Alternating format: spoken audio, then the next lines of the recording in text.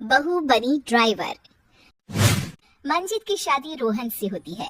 रोहन को नशे की बुरी लत लगी होती है। एक दिन, अरे माँ, मेरा एक साइड का शरीर काम नहीं कर रहा है। मैं आज खेतों में कैसे जाऊंगा? अरे बेटा, ऐसा ना बोल। तेरे पापा के जाने के बाद से तू ही घर चलाने का सहारा है। मैं डॉक्टर को बुला लाती हूँ। देखिए बहन जी, रोहन के शरीर के एक साइड में लकवा है। अब वो कभी ट्रैक्टर नहीं चला पाएगा। घर में मनहूसियत का माहौल हो जाता है। लीजिए माँ जी, रोटी खा लीजिए। अरे बेटा, मुझे तो भविष्य की चिंता हो रही है। मेरा एक ही बेटा है और वो भी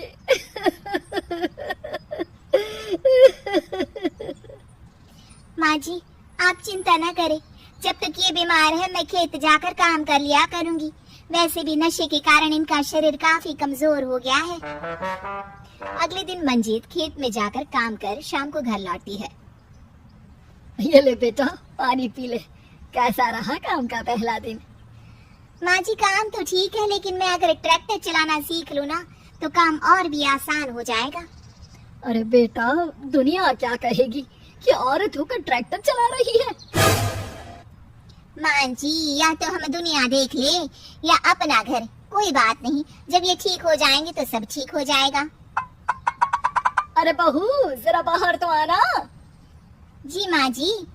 बहू, तेरे मामा जी आए हैं, तूने बुलाया था ना? हाँ माँ जी, वो मामा जी ना आज से मुझे ट्रैक्टर चलाना मंजित मामा से ट्रैक्टर चलाना सीखती है। वो मन लगाकर खेतों में काम करती है। और एक दिन, माँ जी, पता है इस बार पूरे गांव में सबसे ज्यादा फसल का उत्पादन हमारे खेतों में हुआ है। इस साल तो खूब पैसे आएंगे। हाँ। सास खुश नहीं होती है। वो चुपचाप वहाँ से जाने लगती है। तभी मंजित उसे रोक लेती है। क्या हुआ माँ जी, आपको खुशी नहीं हुई?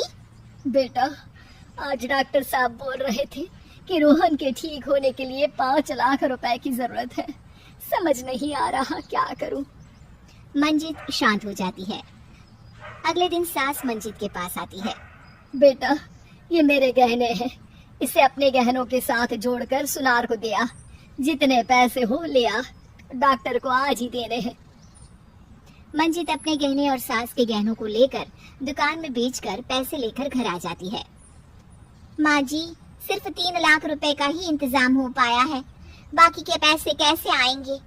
बेटा, अब तो एक ही चारा है, हमें जमीन भी बेचनी पड़ेगी। माँ, खेत बेच देंगे तो खाएंगे क्या? अरे बेटा, कोई दूसरा चारा भी तो नहीं है। रोहन ठीक हो जाए तो वो मेहनत करके इससे भी बड़ी जमीन ले लेगा। सास बहू मिलकर खेत भी बेच देते हैं। अब पूरे पैसे लेकर सास डॉक्टर के पास जाती है। डॉक्टर साहब, ये लीजिए सारे पैसे, बस किसी तरह मेरे बेटे को ठीक कर दीजिए। आपका बेटा ठीक तो हो जाएगा, लेकिन 6 महीने का समय लगेगा।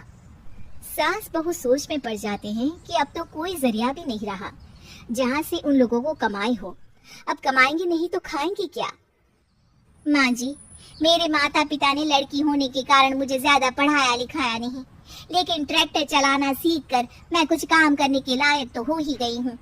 अरे बेटा, ट्रैक्टर अब कहाँ चलाएगी? खेत तो बिक गए हैं। माँ जी, मैं किसी और के खेतों में दिहाड़ी में काम कर लूंगी, कुछ तो पैसे आएंगे ही ना। ये कहकर मंजित काम करना शुरू कर देती है। जैसे तैसे उन पैसों से गुजारा चल ही रहा था।